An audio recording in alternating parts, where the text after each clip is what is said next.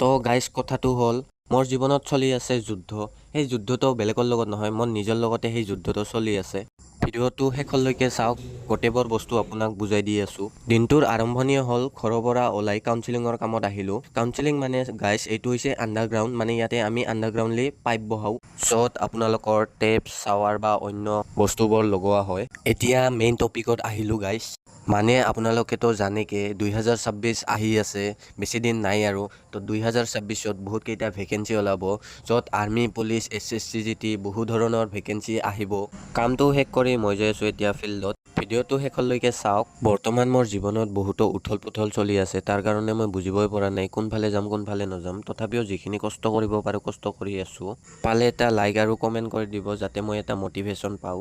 ফিল্ডত আহি অলপ এক্সাৰচাইজ কৰাৰ পিছত মই ৰানিং কৰিব ষ্টাৰ্ট দিলোঁ। প্ৰায় 20 মিনিটমান ৰানিং কৰিলোঁ। আজিৰ এক্সাৰচাইজ খতম কৰি মই যাই আছোঁ ঘৰত। আজিৰ ভ্লগটোত মই ইমান এটা খুলি ক'ব নোৱাৰিলোঁ, কিন্তু নেক্সট এটা ভ্লগত মই কৈ আছোঁ। তেতিয়ালৈকে বাই বাই। মোৰ ভিডিঅ' চাবৰ কাৰণে ধন্যবাদ।